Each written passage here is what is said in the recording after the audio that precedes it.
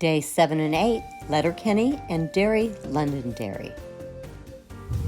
After our day at Rosapenna Golf Course and Mount Errigal, we headed south through the small town of Milford to Letterkenny for the night. Now you might remember this public art installation as the site of Noel Sweeney's music video, The Roundabout Song, in our Driving in Ireland video. The sculpture is called Pole Star, and it's meant to represent both a boat and railroad tracks, as both methods of transportation greatly influenced the development of Letterkenny. We were just in town for a quick overnight, and we stayed at the Mount Errigal Hotel, an older conference hotel with recently renovated rooms. We were exhausted from a busy day, so instead of going out, we just headed down for a drink and some pub grub in the bar. Our bartender, Connor, and one of the other patrons, O'Shawn, struck up a conversation with us, and we had a great time. Chris had the roast turkey special. Happy. And I got the seafood chowder again with the homemade wheaten bread, and it is delicious. Look at how much seafood is in this. It is incredible. And the fresh wheaten bread, yum.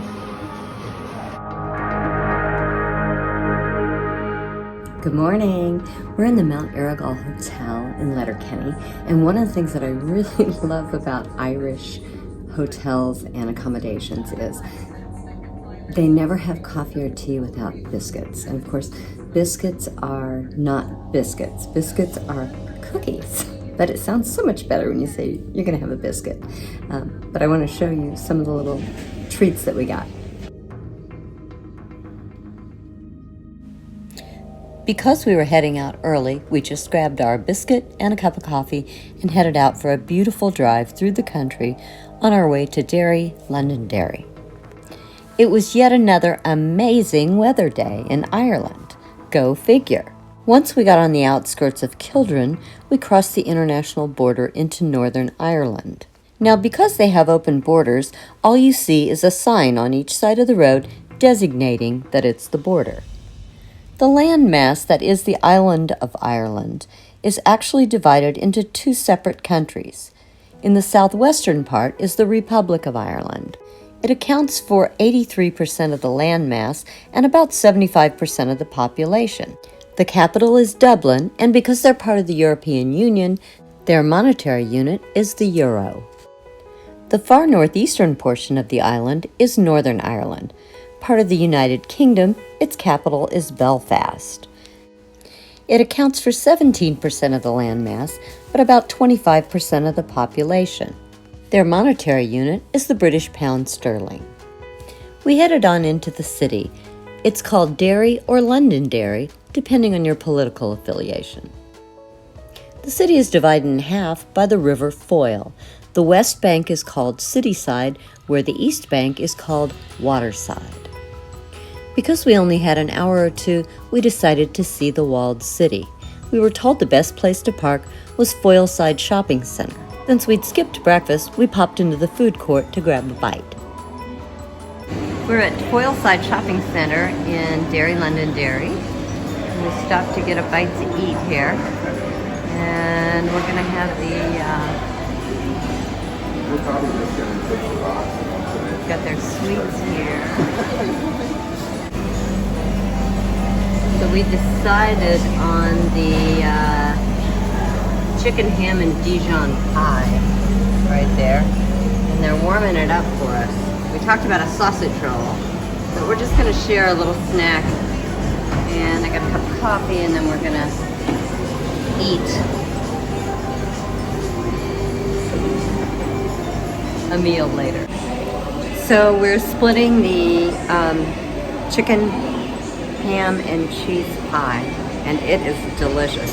The crust is very flaky, and it reminds us a lot of the quiche we had in Paris. Great food. So we're in Derry, Londonderry now, and we parked at Foyleside Shopping Center. Easy to get to. And right from here you can see the Derry Girls mural. Derry Girls was one of the most popular television series there ever. It's an acclaimed comedy about 5 teens attending Catholic school in the mid-90s, and it's set against the backdrop of the sectarian violence known as the Troubles. Just to the left, you'll see the city walls of Derry. The walls were certified complete in 1619, and that would be the last walled city to be built in Europe. The walls are approximately 1 mile in circumference, and they stand approximately 20 feet high, and they vary in width 12 feet to 27 feet. Currently, there are 7 gates allowing entrance into the walled city. Originally, there were 4 gates, which were Ferry Quay Gate, Bishop's Gate, Butcher Gate, and Ship Quay Gate. New Gate was built in the 1790s. Castle Gate was built around 1805 to 1808.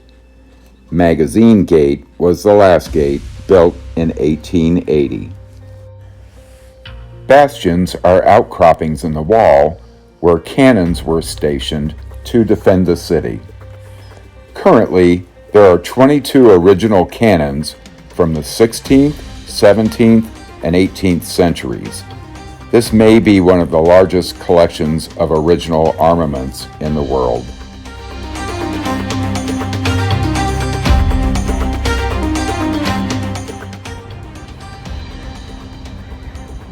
So we see the Union Jack flying over a church here, and you'll notice it's flying at half-staff.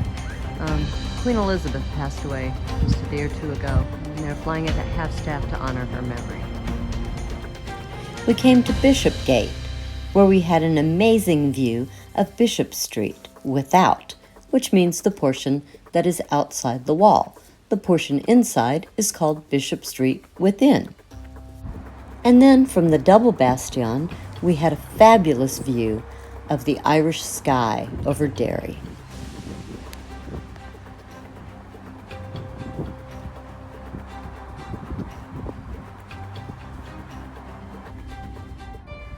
One of the most memorable things we saw on the city wall was the Church of St. Augustine. It's an active congregation of 230 families, set on the site of the original Abbey of St. Columba, which was established in 543 AD.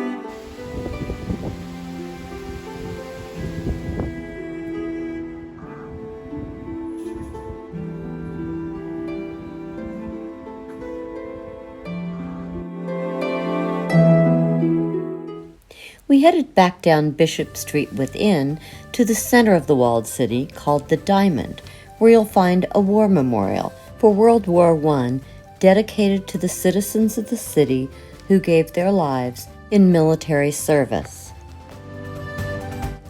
Then we saw the current St. Columba's Cathedral. And I have to say, the gates reminded us a lot of the gates at Buckingham Palace. Before leaving town, we stopped at Walled City Gifts and Coffee, a wonderful place that has handcrafts and original artwork for sale. They have a chalkboard with hilarious messages, and though I can't repeat the one that was on it the day we were there, I will tell you it had to do with coffee spelled backwards. But for now, we're headed up to the Causeway Coastal Route. If you're enjoying our videos and you're among the 92% of our viewers who haven't yet subscribed, what are you waiting for? Hit that circle on the left with our faces and join the party. While you're at it, hit our Irish Road Trip playlist where you can see the entire series. Be sure to join us next week when we'll take you to the amazing Downhill Domain and Musenden Temple. See you next Wednesday.